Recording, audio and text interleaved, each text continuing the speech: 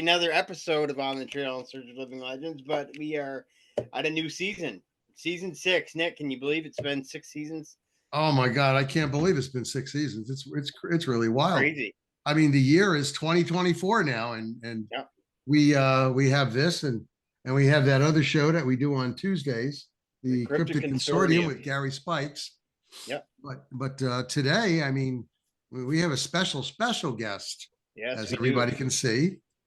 No, that's not Barbie, even though she looks like it. This is Tillie Treadwell, and I have a short bio, so everybody grab some coffee, sit back, and I'll just read it to you. Tillie Treadwell is a modern day author and a paranormal scholar who was born and largely raised in Lake Mary, Florida, though she spent extensive time traveling to the northern states. I don't know why she would do that, because it's really cold over there. Maybe some people like that. Maybe. Or maybe love it up here right now because it's freezing. In search of. Anyway, throughout her life as well, you know, because she's been traveling around.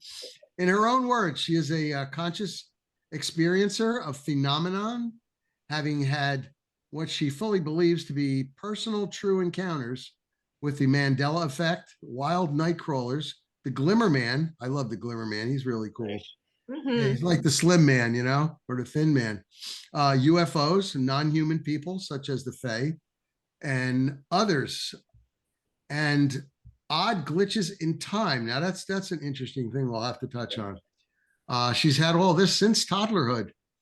She considers herself a persistent, passionate, multi-disciplinary student, and believes that it is her life mission to note patterns and ties between the subjects she studies in order to use her observations, philosophies, and theories to assist those interested in creating their own life formulas that achieve their personal heavens on earth. That's an interesting quote. I guess the Barbies are useful for something. Yep. Absolutely. And we still have a couple more pages here, guys, so hang in there with me. In past years, Tillie co-headed a paranormal investigation and exorcism team in blessing with leadership from the Catholic Church, worked as an independent energetic healer, tarot interpreter, and intuitive medicinal nutritional advisor in cooperation with local naturopathic and allopathic medical staff for her clientele. Today, and since retiring from her previous full-time spiritual social ventures, Tillie often quietly advises behind the scenes on books and YouTube channels, but as of May 2023, decided to come into the light, writing with Sean Castile and Tim Schwartz for Zontar Press on an upcoming book about time anomalies. Now, that's something that you and I have touched on, Jay, in the past. Yes, it is. And high strangeness, which is something we always touch on. Tillie Treadwell and Tim Schwartz have also begun a new YouTube show, The Weird Walk Home, which explores the paranormal from a Fortean point of view and hosts many interviews with notable guests on related subjects. She is keenly interested in appearing on other shows and contributing to other books as of August 2023 and beyond. She's an avid reader and a writer and a lover of communication and storytelling. Lady Treadwell currently resides in a Lake Mary cottage with her husband, Artemis. Am I pronouncing that Artemis. Right? Artemis. And her Maine Coon cat. Ooh. Yep. Wow. Yeah, big one? She's only about half Maine Coon, so she's around half the size. So she's got all of the floof, all of the attitude, all of the screaming capacity, but only half the size, thankfully. Wow. And her name is Evie. Yeah, big. And both of whom routinely experience high strangeness. Excuse me, folks. I am sick. One of those rare moments for me. I don't usually get sick. And wow. Anyway, Tillie is available for cooperative media or cooperative business opportunities via private email requests at oh my God, talktillietome@gmail.com. And there you go. TalkTillie@gmail.com. Okay. Yeah. It's All a right. play off of the old, well, I shouldn't say old, I'm sorry, the classic song Talk Dirty to Me by Ah, Poison. okay. Oh, Yep. okay. Yep. Uh-oh, I lost Good the song. let's click on that. All right, there, I'm back. All right, I can see everything now. And I want to add, she didn't put this in her bio for me, but I want to add that Tillie is our guest correspondent writer for the Quad Coalition of Sciences. And she also sent me one on Dogman, which I'm going to be placing in all of the Dogman groups for everyone's perusal, along with the Quad Coalition of Sciences. Tillie will be writing for us on the paranormal, basically. But the one she did on the Dogman is paranormal related, and it would be good for all the members to check out this article. And I'll be putting them in all the groups, all 19 of them, Jay. So Yep. I have my work We're cut out growing. for me. Yep, we are growing. That's for sure. So Tillie, That's you amazing. since you started all this when you were a young person, like what, 4, 5, 6 years old, something like that. Actually, I do think a little bit earlier with the quality of the memories and what I do seem to remember. However, first I would like to say I think you did a fantastic job at struggling through my chapter-long bio. I appreciate that. And soon I will be adding even more to it because I will be acknowledging that I've joined your team, and I'm very happy to be here. I'm so excited, and thank Oh, you so we're much. happy to have you. I mean, I want to get some, Great to have you. yeah, somebody in the paranormal. As you We know, got almost all the fields covered. We got our Dogman specialist, the Yeah. Sasquatch specialist, paranormal specialist. We just need an extraterrestrial. I gotta get some UFO specialists, and I mean, I can do the in Quad Coalition, I can do the zoology part. That's not a problem. Mm-hmm. But so you actually knew of your gifts back when you were like maybe 3 or 4, then even younger than 5 and 6. Well, truth be told, I seem to have memories of being in the little carrier and having experiences.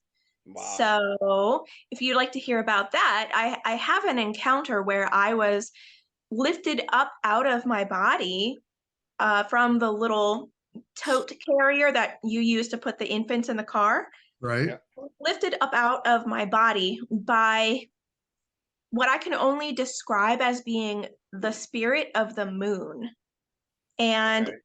this was she was the full moon. She presented herself to me as the full moon, and she had lifted me up and she gave me she wrapped me in a blanket, and she told me that she knew that I was here to do some pretty wonderful heavy things, and she appreciated it, and she asked me if there was anything that she could do for my comfort or for my better care here on earth. And me being an infant at this time, I didn't understand what was going on. I just had this big moon lady holding me, and so I started to cry. And she put me back, and I remember being frightened and jarred enough that I was crying for a good long while, and my parents and family members who were around couldn't soothe me. So that was, I think, my very first experience ever. And I don't know how old a baby would be in such a carrier, but pretty young. Yeah. Yeah. Yeah. Yeah. I mean, So 6 this was months, maybe a Hmm? year. 6 months to a year old, maybe. I would In say a carrier. younger than a year. Yeah. I was an Yeah. infant. Yeah. Wow. Hmm. this was an out of body experience then. Yeah. Hmm. It was. Mhm. It was. And I hadn't been sleeping at the time. I remember just enjoying my pacifier. That's like the only thing that I can really remember is just enjoying the beautiful pacifier in my mouth and being comforted by the blanket that was wrapped around me and looking up at the ceiling fan that was spinning on the ceiling. And then I was just out of my body. Wow. That is something. And many, many decades ago, I read a book by Hans Holzer, and he was talking about out of body experiences. And it can be dangerous because you may not be able to get back in. And the things that are out there may not let you get back in, and they may take you. So yeah, that out of body experience is something that's quite dangerous, folks. So don't really try this on your own. Right. That's I do concur. There are lots of stories too of non-human people being able to vibrate human beings out of their bodies. And there are old tales from the fairy legends which state that if someone is said to be amongst the fairies, their soul has been snatched from their body. Wow. That's a legend from the Fae type. Okay. Indeed. Wow. What other, now you mentioned non-human entities. Now I know you mentioned the Fae, but have you ever heard of any other non-human entities that our viewers might have heard of in the past that could also do something like that? I believe that it is mostly the fairy folk and the so-called aliens that are prone to do this. I understand mostly, though, that the earth elementals, the so-called demons and the jinn, they can't remove someone from their body, in my experience and understanding. They do, however, take the actual life force out of someone's body and their auric field, and that can cause someone to become quite ill or even pass away over time. Very different, though. The Fae and the aliens, quote unquote, I have a lot of tales, though, that have said that they instantaneously can take someone out of the body, not killing them. The body remains in a strange homeostasis. It's an empty vessel at that point, but the person is actually gone up in vibration out of this physical body for a time. So it's kind of like when someone astral projects, it leaves the body in a certain state, leaving it vulnerable, actually. To negative energies and negative entities. Correct? Yes, indeed. It very well could be. I don't necessarily call non-human people who harm human people, though, I don't necessarily call them negative myself or bad or anything, because good and bad and negative and positive, that's really all just a matter of personal perspective. That's how I understand it. So I would, just for myself, I say that non-human people who prey on human people can be called hunters, predators, parasites, that type of thing. But everyone's got to eat, you know? Like you eat steak, something right? Yeah, yeah. You know, what about you, Nick? You like a good steak? Oh, definitely. Definitely. I'm having a little trouble here getting back on the picture. Oh, here it is. Okay. You all right? Here we go. I got you guys again. Okay, good. Blanked out. You're right, Tillie. It is a matter of perspective, you know, from varying from individual to individual and their past experiences, so on and so forth. Tillie, something our audience might relate to a little bit easier, because a lot of them are not into the Fae or things like that. Have you had any experiences with UFOs? I have had several, actually. Oh. There we go. Let me see. The latest one that maybe would have the most meaning or the most impact to share was last summer. My husband Artemis and I were outside. We were having ourselves a lovely little bonfire. We were roasting hot dogs and just having a nice time. We like to pull up apps like Sky Map or Sky Safari, and either of you gentlemen are familiar. Yep. Okay. We love to skywatch, and we pulled up the apps. I was looking beyond the fire, and I saw what the app was saying was Venus. And everything was all well and good. So after looking around at the sky with the app, I put it down for a moment. And then all of a sudden, I was just hit with this awareness that I was being watched and examined, and that someone was intimately with me. And I felt like they were right in front of my face almost. But of course, nothing was there that I could see. Well, I felt like I needed to greet this person. And I did. I said, hello, it's nice that you're here. Thank you for visiting me. Just good intentions and acknowledgement. And I just had the thought that I wanted to know who this person was that was so interested in me. And I got the instantaneous answer, Venus. And so my eyes immediately went up to Venus, which by this point was pretty high up above the trees. Yeah. And I got the intuition that I needed to just watch. As I was watching, it slowly began to pull back away from its position, and I could see it plainly with my eyes. And I asked my husband, I'm like, honey, can you see this? And he said, what are you talking about? I pointed at Venus. I said, Venus is in literal retrograde. It's going backwards. And that shouldn't make any kind of sense. We went around to the other side of the fire because we wanted to make sure that it wasn't like heat waves playing tricks on my eyes or something. And we both stared up.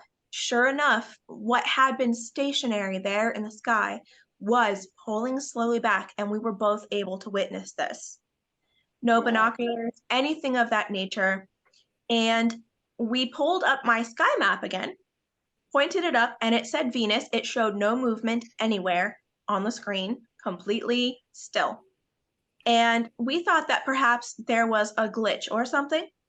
And we pulled up his sky map just to double check. No, they showed the same exact things. My husband and I just stood there in complete awe, and we watched as Venus completely pulled back and down in the sky and disappeared from where it had risen. Wow. And gone the rest of the evening that we were out. And that was the latest experience you've had. That is the most impactful one. It's not the most recent, but it's the most impactful one in the recent past. Yeah. Gotcha. Well, what do you guys think of that? What do you make of that? I think I'm in agreement with you. I mean, it's there's really no explanation. I mean, like you were saying, it's definitely wild. That's an encounter of a fourth kind. Absolutely. Yeah. Is it? Yeah, totally amazing. I think so. Yeah. Absolutely. Okay, so all right, that was UFOs. Any experiences with say Dogman, Sasquatch, Mothman, anything like that? Any cryptid experiences? None firsthand like what you are inquiring about. I did not have any direct experiences with them, no. I can say, however, that I was assigned to a case when I was working with the Catholic Church where a man reported having lots and lots of high strangeness all around his woodland property. And then it had been at a relatively low and stable amount for years. But then for some reason, it picked up within a 6-month period. And that's when he called in the church. He just couldn't take the escalating frequency and all of the activity. Nothing negative was happening. He was just incredibly intimidated. And I can't say necessarily that I blame the guy. No. Called us in, and we were taking a tour of the property. This took place in Northeast Ohio, by the way, on some private land. It's a hot spot for cryptid activity anyway. Indeed. He owned a large pine woods, and within those pine woods there was a smattering of some really lovely old oak trees. And he took us out to the oak grove area, and he stood us about 50 feet, maybe a little bit less away from a certain extra large, extra healthy oak tree. He pointed at it and he said, "The final straw for me to call someone in was the fact that I was out here." And he said that he was just doing some random woodland chore or whatever. And he said, "I saw a Bigfoot somewhere between 7 and 8 feet tall, and Mhm. it was massively muscular and hairy. And I watched it walk face first into that oak tree right over there and was absorbed into the tree." Yes. Mhm. I've researched that exact same phenomena. Yep. Really? Read a lot about that, about where the tree is actually a portal for other dimensions. Portal. Mhm. Yep. And I mean, this is just not, in that area where your friend was, but I mean, there's many places in the United States where this has actually taken place. So I mean, I've said this many times. Physicists have said that there are like 11 different dimensions out there, and who's to say that other beings can't travel them, Yeah. via portals? I mean, Absolutely. now, I was he being bothered, Tillie, by mind speak or anything like that? Nothing like no, that. there was nothing negative going on. Um, he was a pretty religious dude, and I think from everything that he told me, everything that I saw there was no one bothering him. He was just Mm. afraid because the Sure. activity had picked up, and he started seeing stuff that the church had told him was demonic, firstly, and then also he was a pretty big burly guy himself, and so seeing the Bigfoot or the Sasquatch, if you will, I think intimidated him and kind of knocked him out of the belief that he is top of the food chain. Yep. Yeah. That happens. Believe Did me. he, It's, did he have any experiences of infrasound? I mean, I know you said no mind speak, but infrasound maybe, because you said there was some sounds that or something that was going on that caused him to contact the church. No, it was just everything that he was seeing, and then noises like things falling off of a shelf on the other side of the house, or mhm.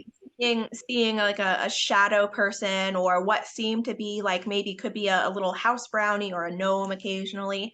It was that kind of stuff, really. But there was nothing nefarious going on. He even said so. I asked him if there were any like negative voices that he was hearing, changes in his mood or anything like that outside of when he witnessed these things, any strange, unnatural sounding frequencies, noises, etc. There was nothing. It was nothing.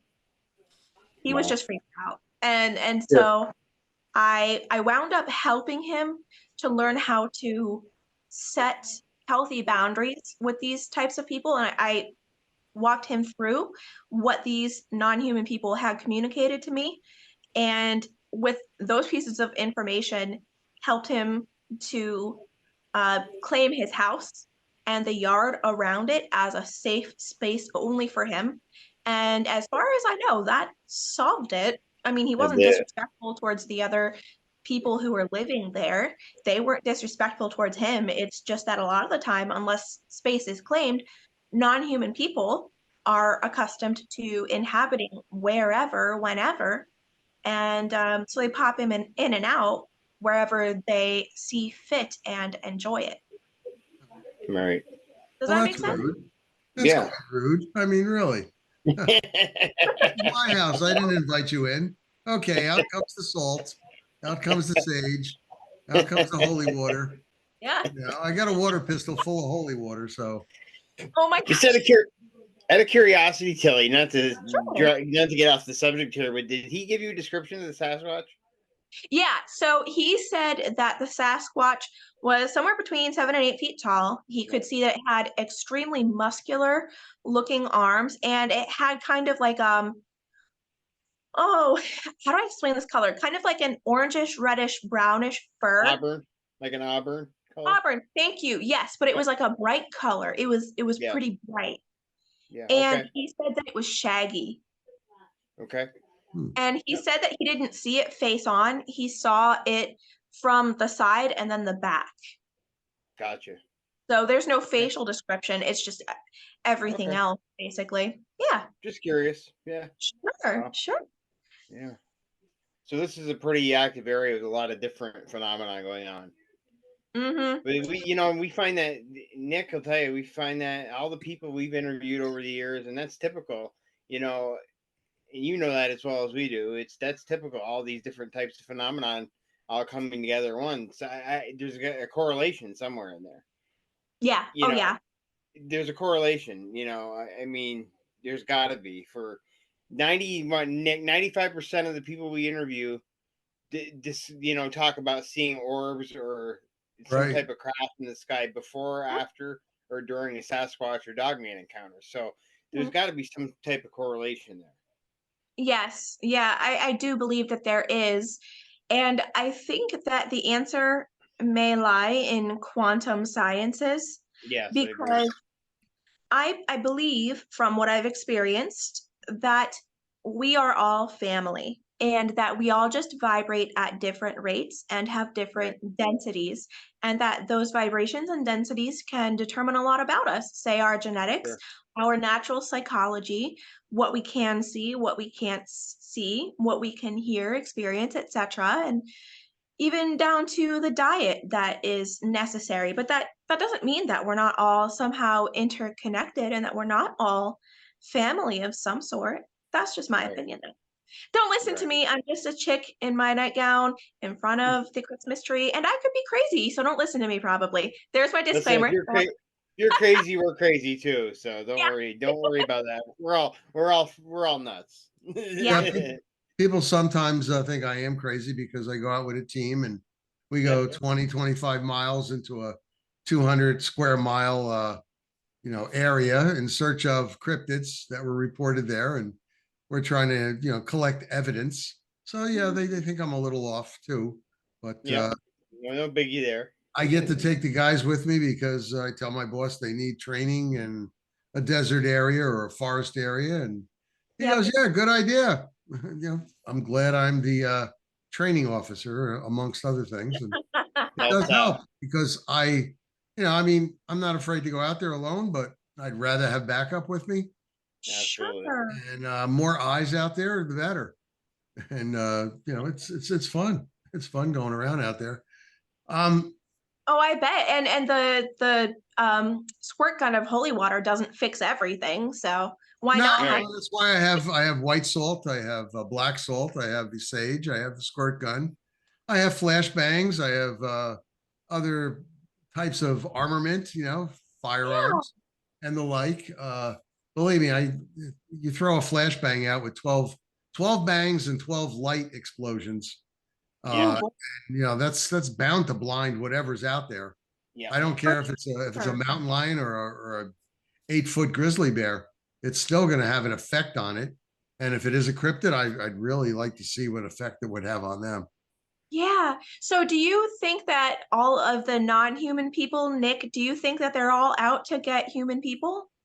I don't think they're out to get. I think they're just out to exist here. And I think they are smart enough to know that if they, and I've said this before on other shows, I think they're smart enough to know that if they started to kill humans or, mutilate them and stuff, and we found enough, that the governments of the world would go after them and eradicate them. They would try. I think they're smart enough to know that. So they do try to, I don't know, there's a better word than live in harmony with us, because they're not living in harmony. But they can get ugly, Nick, right? I mean, they can get ugly. These, Sasquatch, Dogmen, they can pull an attitude. Oh yeah. I mean, depends on what, when you're coming upon them or where you are. I mean, if you're near a Dogman's burrow and there's little ones in there, you're going to protect them. Sasquatch the same way. I truly believe that, Jay, that one case I gave to you in upstate New York, Oh God. We had a 8-foot log, or tree branch, whatever you want to call it, thrown at us. I believe we were closing in on something that Sasquatch did not want us to close in on. Yep. And like I said, that lady was wrong. She didn't have a dog man problem. She had a Squatch problem. That's the 15-footer I was telling you about. 15 feet. She took a picture, Tillie, of her backyard, and she got the eyes, and it was 15 feet off the ground. The 15 eyes. feet. It's the biggest And, one I've ever heard of. We measured it. Now in Alaska, there have been known to have 15-footers over there. Yeah. I think Carter Bouchard, I think he has that in one of his books. Yes, And there's yes. a couple other authors out there that have mentioned that. Because Alaska, I don't know, for some reason they got giant things. I mean, look at polar bears, 12 feet. Big, big grizzlies, big polar bears. Yeah. Yeah. Well, Right. I was asking about your opinion because every case that I've ever worked where there's been a problem with human people and a non-human people relationship or cohabitation, it's been the human people that have been the problem every single time. Yeah. Okay. Oh, well, let's look at it this way.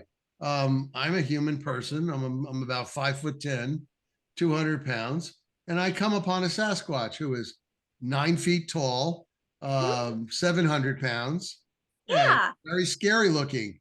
Now, I mean, of course, I'm going to be like, oh, okay. I mean, first thing I'm going to do is take out my bear spray, and second thing I'm going to do is have my rifle pointed at it if it wants to come near me. Third thing I'm going to do is calmly talk to it and say, I'm going that way. You can go. You can stay where you are. I'm not trying to take your food, because that's another thing.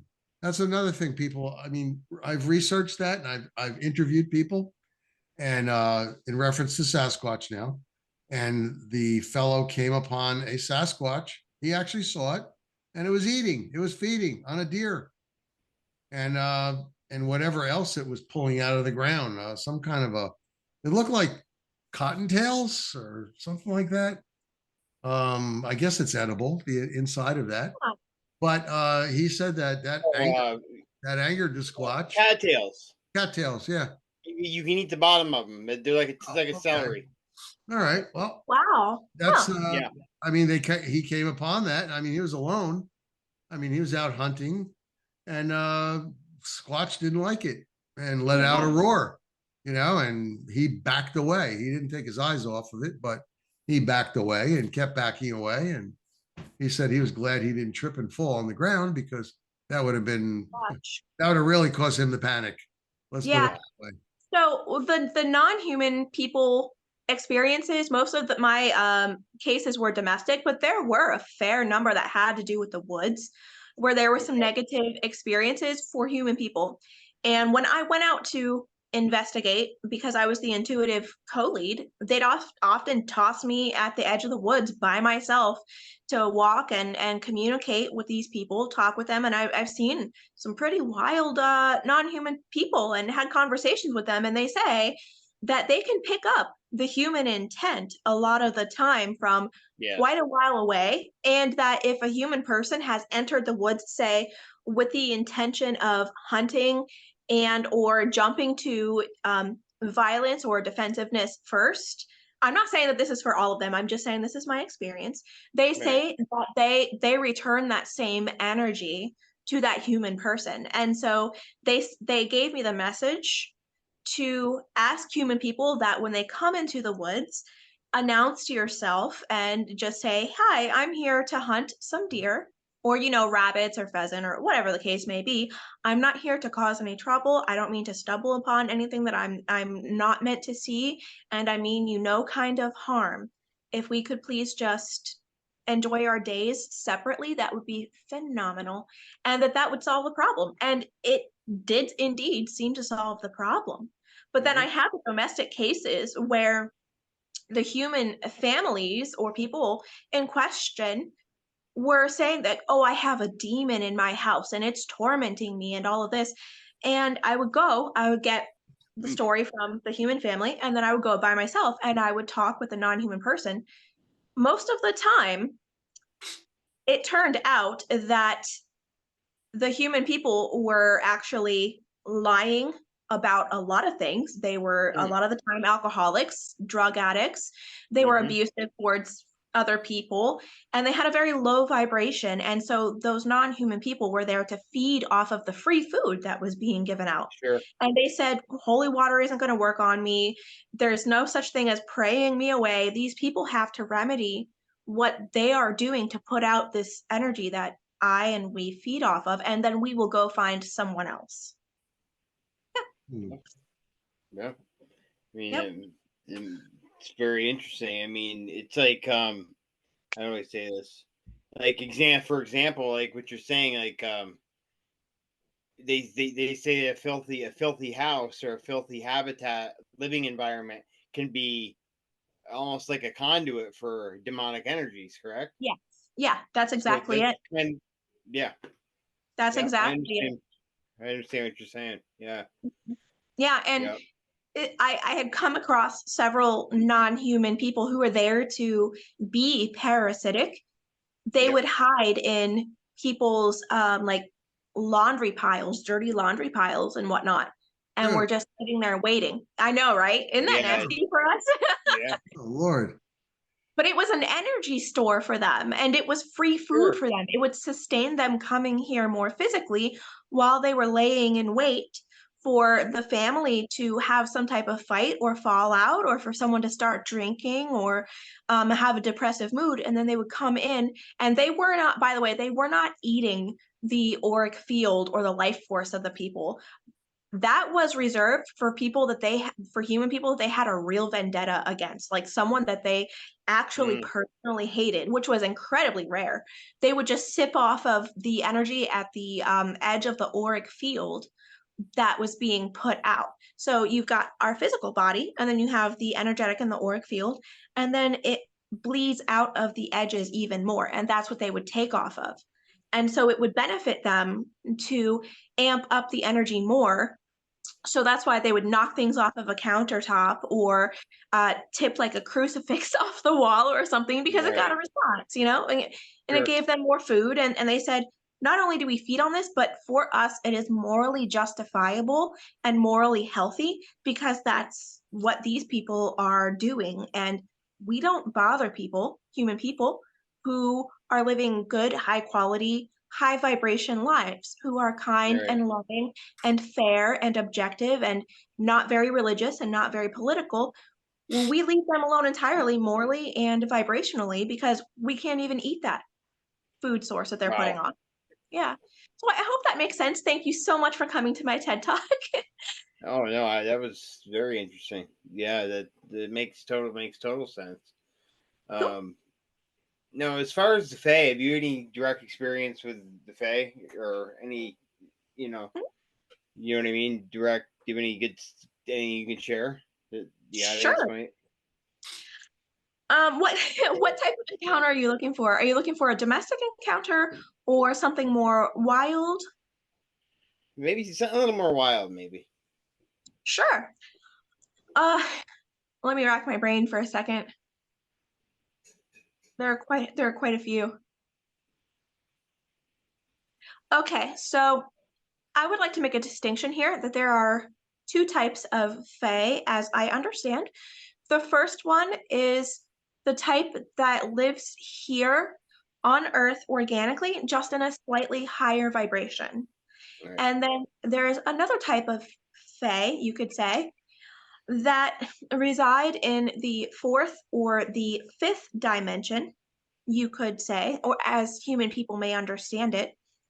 And those are the types of people who get mistaken for the jinn and aliens, Mm-hmm. etc. But Okay.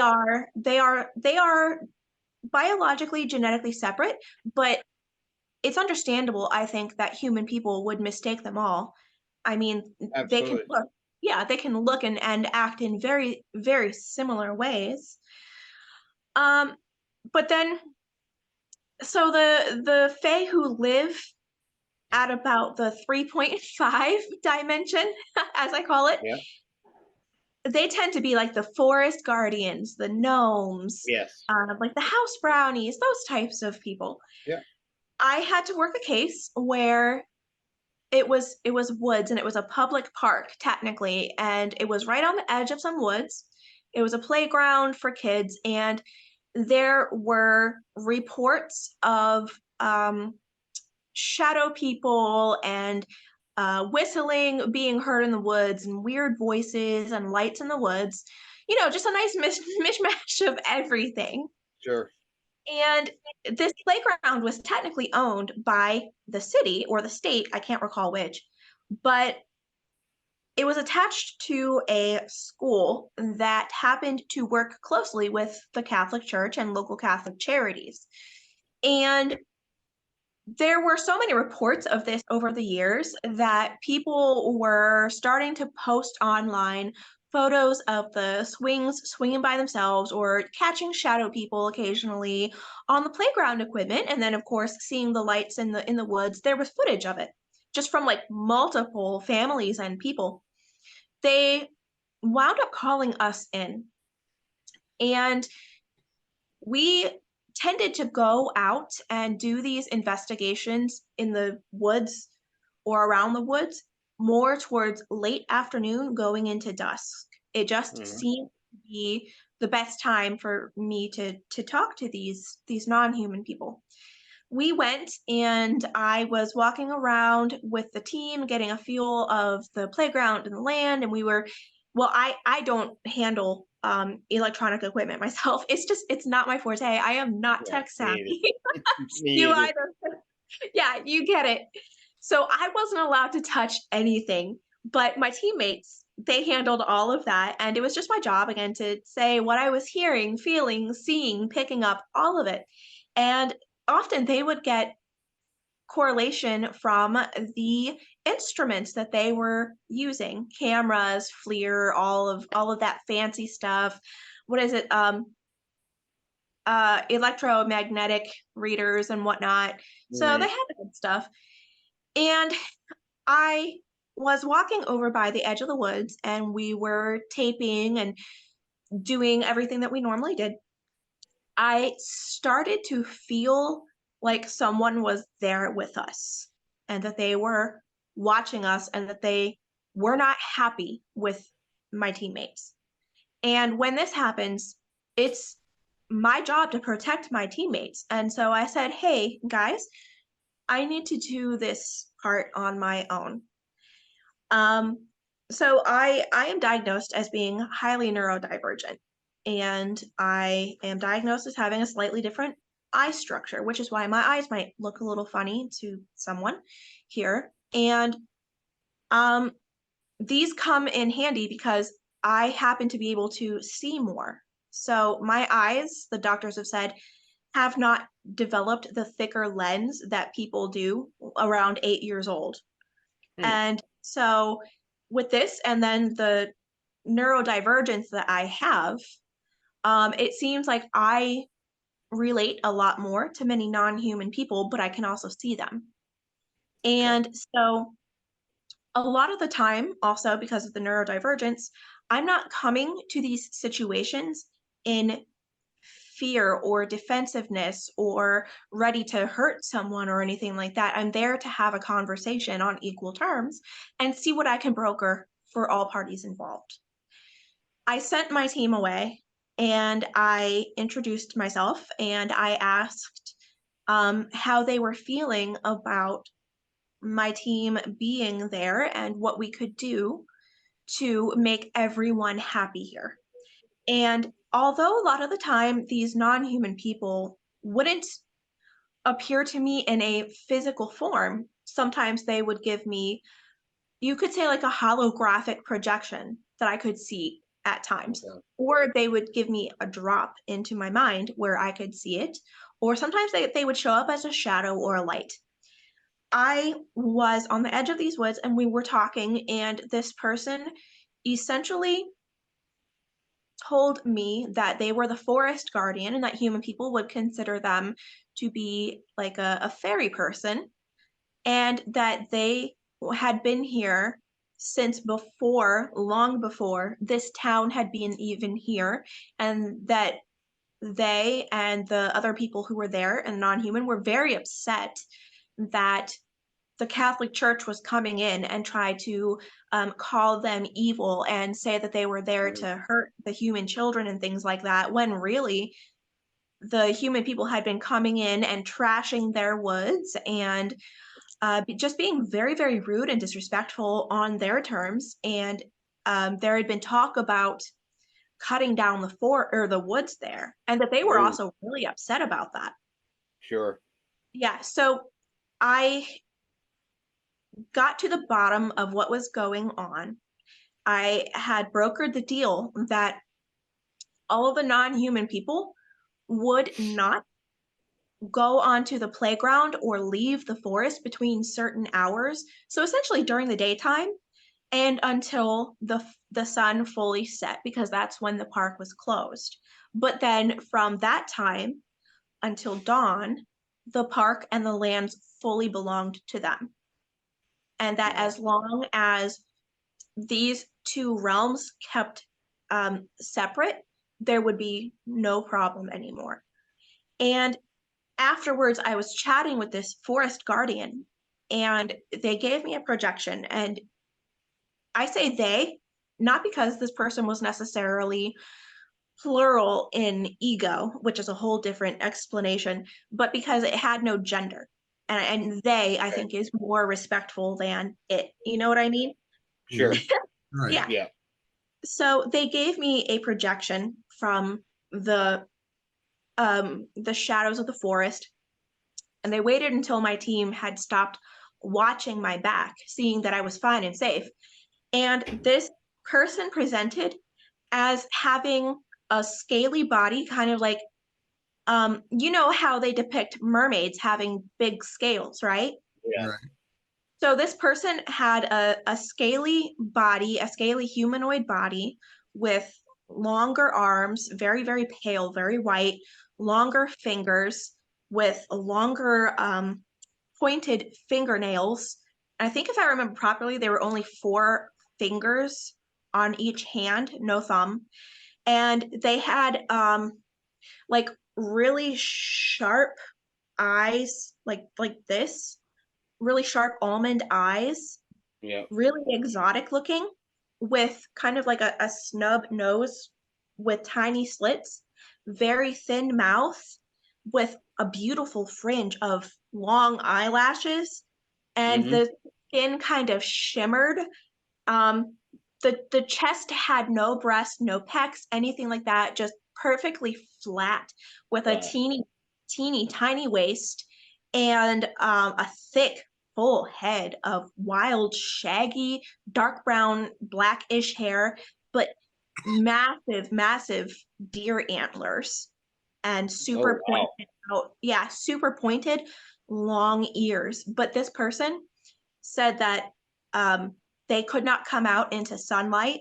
They could not eat most of the foods there, that they could only eat the berries there in the forest, or in the woods, I should say. I'm sorry. Yeah, so they gave me a lot of neat details, and this person said that they don't mind at all if I tell anyone about this, as long as I don't tell anyone where they live. And I've kept this promise for all of the years. I will never tell anyone. But yeah, so that was like, if they had to choose a form to come here physically and manifest, that would be their chosen form, they told me. Okay. But that otherwise, they are considered here, they would just look typically like a ball of light, which is their original form, or like a darting shadow. Okay. Yeah. So Interesting. That kind of blows me away. That the form you described, that's amazing. Yeah. It's absolutely incredible. Now, Tillie, in your bio, you said something about yeah. Glimmer Man. What was that? What was that about? That would be interesting. Oh my goodness. Well, a few years ago, my hubby and I were renting a house that was in some interesting land area. We knew that we were going to be near, I think it was a state park. I can't remember if it was a state or national park here in Florida. I don't want to give out the exact area though. Yeah. But we rented this really, really nice house, and we got it for a phenomenal price. Right out the back door was a pond and everything. It was just beautiful. And then we were 10 minutes away from this gorgeous park. Well, as my bio says, I used to be a tarot reader, healer, all of that good stuff. And I was fulfilling someone's request one day. This was during the afternoon. This was like at 3 o'clock in the afternoon in the summer. So it's bright outside. It was a sunny day. There were no storms that were supposed to be coming. There was no noise. It was perfectly silent and peaceful as I was sitting at the kitchen table doing this reading. And as you see, I have trees up. We have trees up in our houses wherever we live all year round. They're not decorated for Christmas all year round. Mm-hmm. Because I love the forest atmosphere. Well, we had at this point a tree that was near the front door. And so outside of doing these types of things, I am just a stay-at-home wife. I live a very peaceful, happy life. That's just my whole job, is just to be a wife. Well, I was just doing this reading for fun and for some extra cash.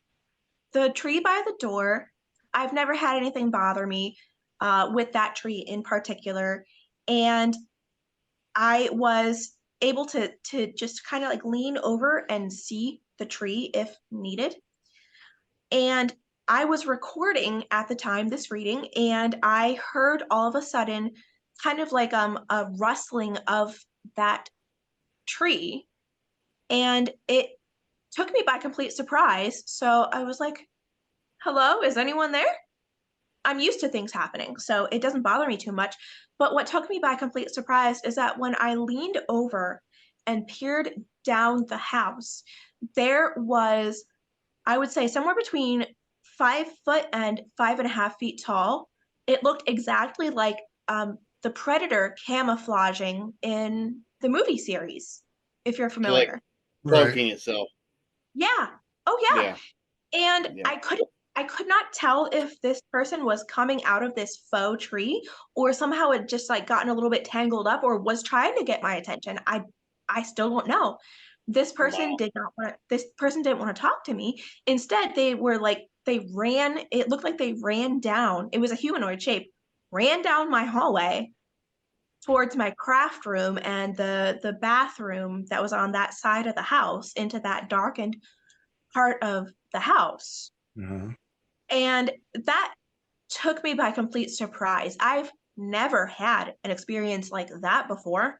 But then also, this was the same house where I had a pale crawler experience in my backyard, several UFO experiences, a strange owl experience, which I do think was a non-human person pretending to be an owl there. And then my husband, 2 weeks later, we were in bed and I was exhausted, so I was drifting off to sleep. This was around 10 o'clock p.m. We had the bedroom door closed, but you know how there's always like that crack of light at the very top. Can you hear me okay? Perfect. Okay, cool. There's the crack of light at the top, and my husband was still sitting up in bed, and he was watching some TV. He saw movement at the top corner where that light was coming through. Mm-hmm. And so this is what he told me. I didn't see this myself. He watched it and he said it looked like a heat wave, a ball of heat wave that was going like this across the crack of the door. And he said that it like froze and kind of just faded back out, like it sucked itself out through the door crack when he like looked up and realized that he was seeing something unusual. And so he like reached over and he shook me fully awake. And he's like, I saw it. I know what you're talking about now. That is the weirdest freaking thing I think I've ever seen. I don't think you're kidding now. I really believe you. So yeah, we each had an experience. We wound up moving out of that house though, as soon as we could. within I think it was like 7 months, because the stuff that was happening there, it was even too much for me. Wow. It was really wild energy kind of stuff that I'm not even used to dealing with. Like non-human people that didn't want to talk to me. They didn't want to communicate. They just wanted to stare at us or watch us. It was very strange. I've never had stuff like that happen before. Usually the Wow. non-human people communicate with me, not the Glimmer Men and not the Nightcrawler. That's what Never I want to again. hear about next. Can you give us some details on that? On which one, hon? The crawler incident. What happened there? Sure. Absolutely. So this was again, I think, yeah, this was like 2 months before our lease ran out, I believe. I'd have to check my calendar for exact dates. Okay. So yeah, it was a few months before our lease was up for renewal or rejection. And being Florida, it's essentially like summer here almost all year round. And this was shortly after dark. I remember it being somewhere between 9 and 9:30 p.m. I opened up the sliding glass door and stepped out, onto the back patio to enjoy just the beautiful stars and the beautiful moon, that kind of thing. And as I mentioned before, there's the pond that was at the edge of our backyard. It was only like 30 feet away, maybe 30 or 40 feet away. Yeah. And there was a lining of medium, small, and just other types of palms and fronds that surrounds the pond largely. Well, when I stepped out, of course you scan, right? You want to make sure no one's out there. Everything is safe and well. Scanned, everything was fine. Nothing was there. No one was there. I looked up at the tree, or at the sky, and was just enjoying the beautiful moonlight, because I think, if I remember properly, it was a full moon or right around a full moon. Lots of stars, perfectly clear sky. And when I looked back down, it wasn't because I saw any kind of movement. I just was enjoying it. There was a palm type plant slash tree-ish type of thing. I don't know the names around me here. It was somewhere between 7 and 9 feet tall. And I locked eyes with a huge humanoid. The skin was incredibly like pale whitish gray. It had big reflective eyes, like a slit for a mouth. I don't remember the nose. Perfectly flat chest. I think I remember seeing it have like a little bit of definition there. No genitals, really long limbs, really long fingers, long hand bones in general. And I'm used to seeing things like this, but I'm not used to this. This felt completely different. I didn't get any sentience from this non-human animal or person. If it was a person, I don't know that I'd even call it a person, because there was nothing in the eyes that I could see that showed me any kind of sentience. There was no communication, nothing at all. This thing, it just stared at me, and it felt almost predatory. But I could not discern what was going on, and I tried to calm myself down enough to telepathically ask, what is your purpose for staring at me like this? And I couldn't do it. I usually don't have reactions like this, but I did. And I stumbled back into the house, and I fumbled with the door, getting it, slid shut, and I locked the door, and I pulled the slide blinds over. I dropped all the blinds in the house, and then I ran into the bedroom with my husband where he was. And unfortunately, the whole one wall of the bedroom faces out towards that pond, and it's all glass sliding doors. So I'm like fumbling, getting everything closed up, and I'm telling him, "Oh my God, I think it was actually hunting me." I wasn't sure. I just said I think it was hunting me. And it was very odd because you know how predators will be stock still, you know? Yes. That's what was going on. It didn't blink, it didn't move, it didn't talk or whistle at me. There was nothing to let me know that this person, if it was a person, was here. There was no kind of communication.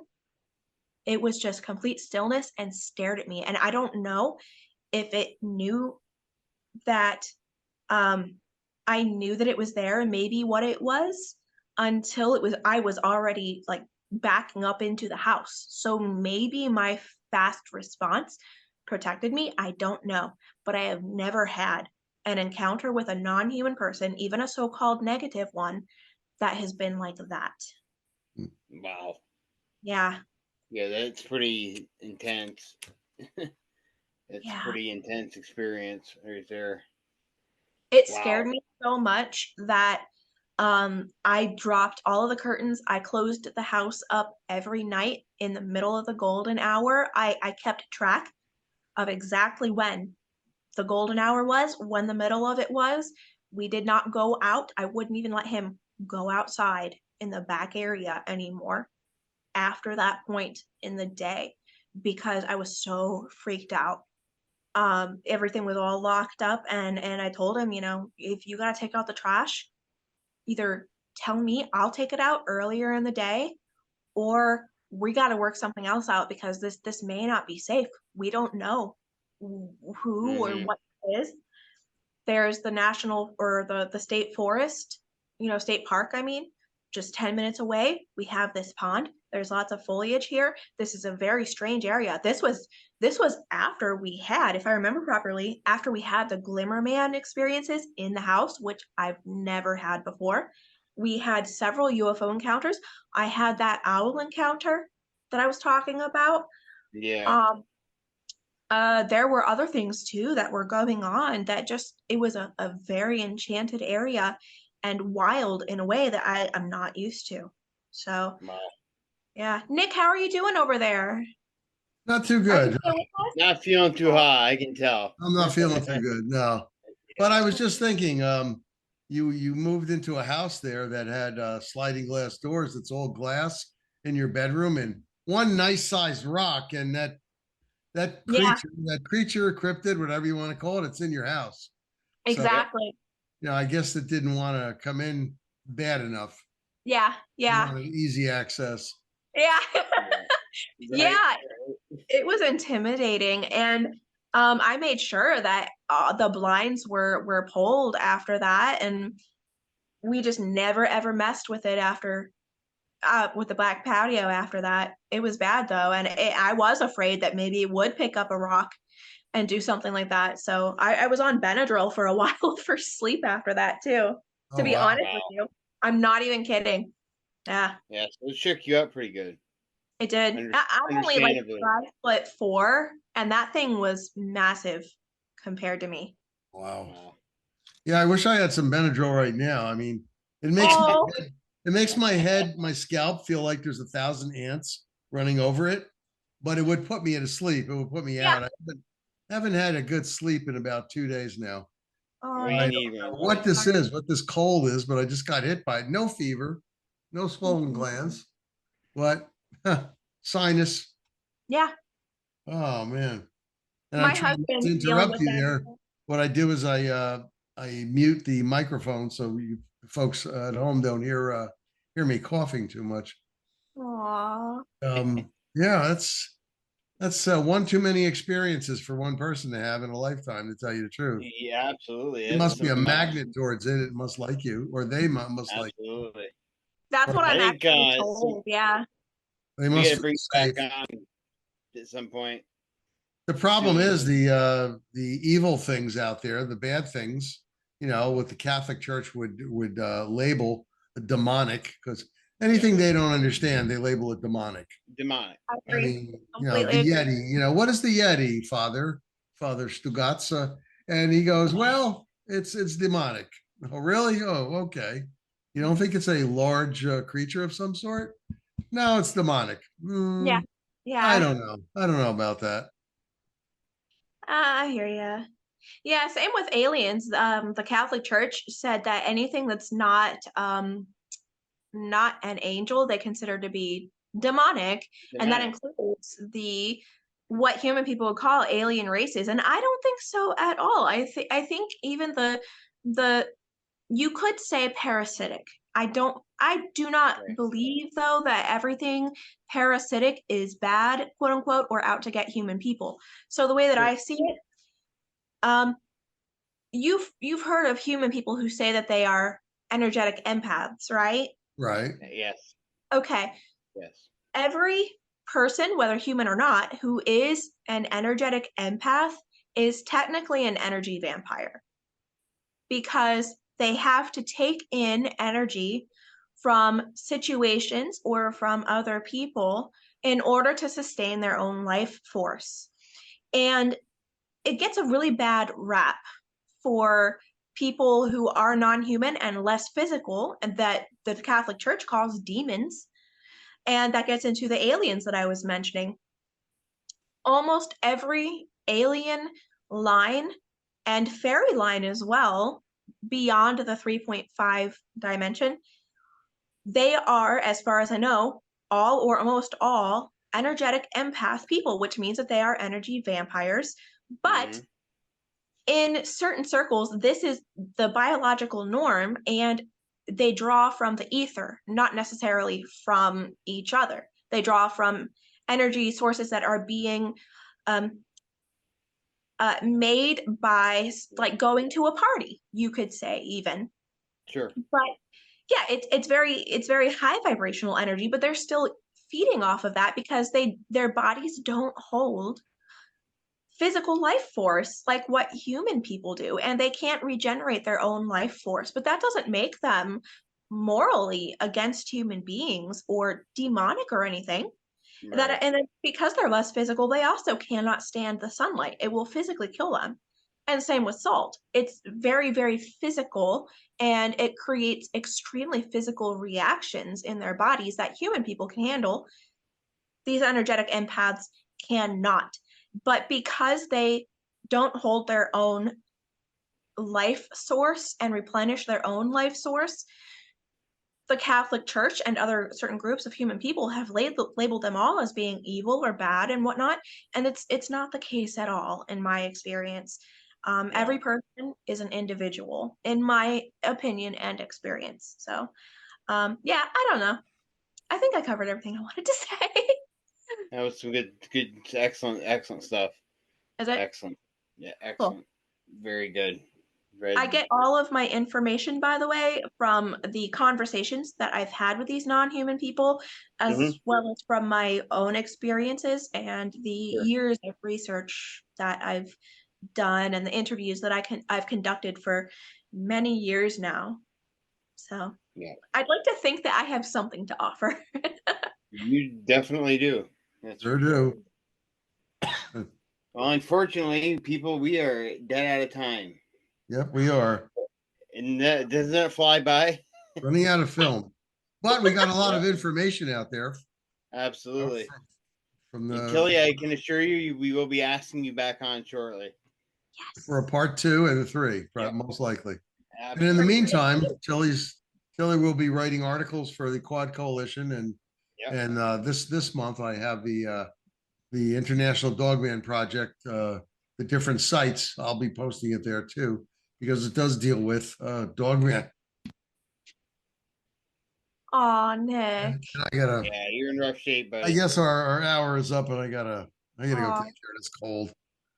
All right, buddy. Well, if I may, he may have wanted to say as well that in writing about the Dog Man, I've just started to write a 3-article series about Dog Man and cynocephaly in general. I'm splitting it up into 3 different sections. So historical Good, accounts yeah. of cynocephaly, and then Right. physical accounts of dog and wolf men, and then the third one will be spiritual and less physical accounts of dog man and my own conclusions after the research that I've done. Awesome. Can't wait Yes. for that. I'd like to see that. Yeah. How can Thank people you. get in touch with you, Tillie, if they want to reach out to you? Yes, for sure. They can email me at either talktillie to me at gmail.com or theweirdwalkhome@gmail.com. And the YouTube channel that Tim Swartz and I run is available over at, of course, YouTube. Just search The Weird Walk Home and you've got it. Awesome. Or if you want to Well, send her a message on Facebook Messenger, I'm quite sure Yeah. you respond to the people if they really needed your help. Indeed. Absolutely. Indeed. Yep. Well, thanks Okay, for coming guys. on, Tillie. It was an honor. Really, thank you for coming on. It was Thank an you so honor. much for having me. The pleasure is mine as well. Thank you. Thank you. And everybody, thank you for joining us tonight for our, what's the word I'm looking for? Our comeback episode from our couple months furlough. 2024. Yep. Yes, Yep. We were gone for a little while there, but we're back. Yeah, we're back in action. We will see you guys next week with another great guest. In the meantime, if you get hold of Nick or I regarding any type of cryptid stuff, get a hold of us on Messenger. We always tell people Messenger. It's the easiest way to reach either one of us. So and check out our YouTube channel at Paranormal and Cryptid Crossroads Research, and check out the IDP pages. And if you, like I said, you have any questions, we will do our best to accommodate you. So everyone have a great evening, and guys, if you could stick around for a minute afterwards, that'd be phenomenal. Sounds great to me. Okay. All right, have a good night, everybody out Good night, there. everybody.